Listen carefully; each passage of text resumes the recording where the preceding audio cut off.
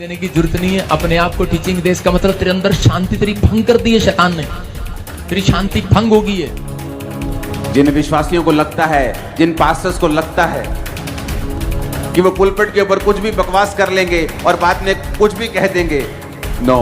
Pastor अंकुर नरूला जी को बीते समय 'ਚ ਬਹੁਤ ਸਾਰੀਆਂ ਗੱਲਾਂ ਹੋਈਆਂ। ਉਹਨਾਂ ਨੂੰ ਇਹੋ ਮੈਸੇਜ ਦੇਣਾ ਚਾਹੁੰਦਾ ਵਾਂ ਕਿ ਤੁਸੀਂ ਆਪਣੀ ਮਿਨਿਸਟਰੀ ਚਲਾਓ, ਆਪਣੀ ਮਿਨਿਸਟਰੀ ਵੱਲ ਧਿਆਨ ਦਿਵੋ, ਕਿਸੇ ਦੇ ਚਰਚ ਵੱਲ ਧਿਆਨ ਨਾ ਦਿਵੋ। लोग बोलते हैं अपनी कलीसिया का ध्यान रखो। भाई साहब, मेरी कलीसिया ये नहीं है, ये जीसस की कलीसिया है। अपनी तुम्हारी कुछ नहीं होता, इसलिए बोल रहा हूं बिजनेस छोड़ दो, तभी समझ आएगा अपना कौन थे दूसरा कौन। प्रभु यीशु मसीह में फिर से एक बार मेरा नमस्कार मेरे प्रिय भाई और बहनों। फिर से एक बार मैं लाइव शो में आपका स्वागत करता हूं।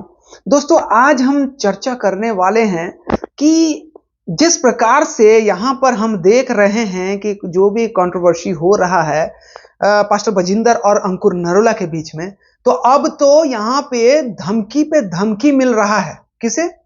अंकुर नरोला को पास्टर बजिंदर के जो समर्थक थे, जो उनके मतलब मेंबर के लोग हैं, वो अंकुर नरोला को जो है धमकी दे रहे हैं कि आप अपना काम करिए, आप अपना चर्च देखिए, है ना, आप दूसरे को ऐसे नहीं बोल सकते।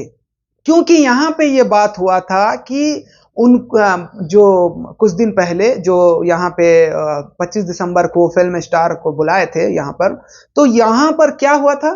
सबसे बड़ी बात ये हुआ था कि यहां पर जो है पास्टर बजिंदर को माफी मांगने के लिए भी बोला जा रहा था।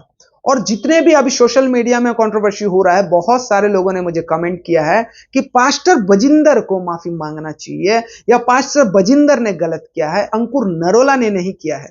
तो अंकुर नरोला को अभी धमकी भी दिया जा रहा है और प्रेस कॉन्फ्रेंस बैठा करके ये इस प्रकार से, जैसे आपने अभी वीडियो जो देखा, इस प्रकार से वो बोल भी रहे हैं।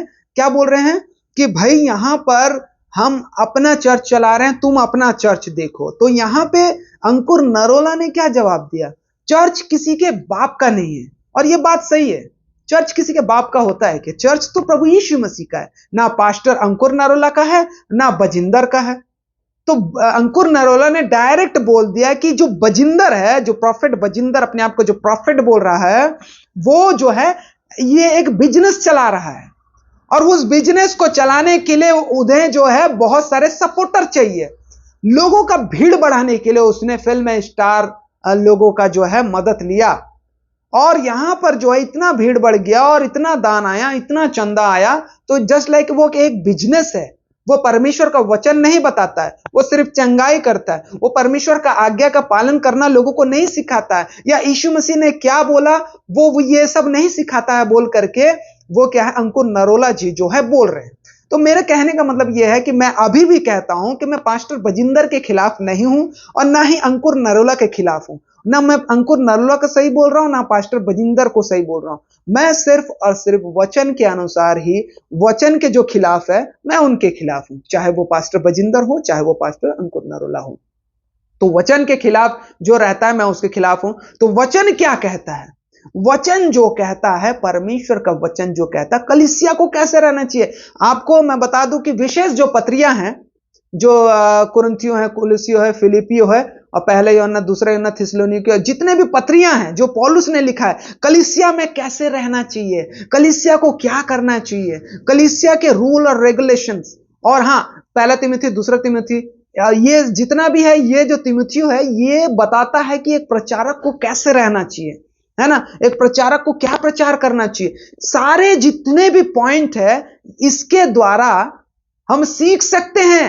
लेकिन मैं देखा हूं ना अंकुर नरोला और ना पास्टर बजिंदर, ये दोनों जन जो है इनके पास इतना भीड़ है, लेकिन कभी भी ये उस बात को नहीं बताते हैं कि कलीसिया में आपका बिहेवियर कैसा होना चाहिए। मैं कुछ मतलब अंकुर नरोला जी को प्रचार करते हुए सुना हूं, ठीक है, मैं कुछ सुना हूं अंकुर नरोला जी को प्रचार करते हुए, लेकिन पास्टर बजिंदर को आज तक के नहीं सुना। वो सिर्फ और सिर्फ भविष्यवाणी और चंगाई की बात करते हैं, है ना, और एटीएम कार्ड की बात करते हैं, लेकिन मैं अंकुर नरोला जी को सुना हूं कि वो कुछ कुछ बताते हैं कि व्यभिचार छोड़ो, कि कलीसिया में कैसा रहना चाहिए, औरत आदमी के बीच में कैसे संबंध होना चाहिए, ये सारी बातें जो है। लेकिन मैं ये कहना चाहता हूं कि और भी बहुत सारी चीज बताएं, कलीसिया की हिस्ट्री बताएं कि कलीसिया में आते क्यों हैं, यीशु मसीह के पास लोग आते क्यों हैं, चंगाई के लिए। कभी जो भी चंगाई के लिए आ रहा है उनको तो बिल्कुल भी कलीसिया में घुसने मत दो, क्योंकि वो उद्धार के लिए नहीं आते हैं। चंगाई तो मिल जाता है उनको, फिर वो यीशु मसीह को छोड़ के चले जाते हैं। इस प्रकार से वो एग्रीमेंट करके आते हैं कि यीशु मुझे चंगा करेगा तब मैं यीशु को मानूंगा, और नहीं करेगा तो नहीं मानूंगा। इस प्रकार से उन लोगों का जो है बुद्धि रहता है, विवेक रहता है, और इसी प्रकार से हर जगह फैला हुआ है। और बुलाए हुए बहुत है, चुने हुए थोड़े। मैं हर बार हर वीडियो में इसी बात को बोलते रहूंगा, क्योंकि चुने हुए थोड़े हैं। तो थोड़े से ही लोग, सब लोग स्वर्ग नहीं जाएंगे, 100% गारंटी दे रहा हूं। इसीलिए तो परमेश्वर ने नरक को बनाया है ना। परमेश्वर ने नरक को क्यों बनाया है? कि हर लोग स्वर्ग नहीं जा पाएंगे।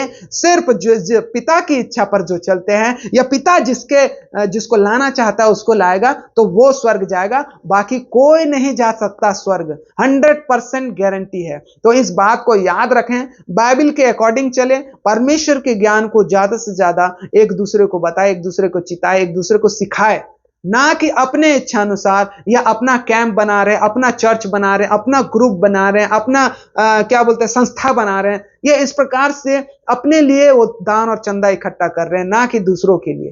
तो याद रखें, जो भी कुछ करो प्रभु यीशु मसीह के नाम से करो, और उसके कलीसिया के उन्नति के लिए करो। परमेश्वर का वचन यही कहता है। तो इसी प्रकार से नए वीडियो के साथ फिर से हम मुलाकात करेंगे मेरे प्रिय भाई और बहनों। तब तक के लिए हम आपसे अलविदा चाहते हैं। परमेश्वर आप सभी को आशीष दे। नमस्कार, गुड बाय।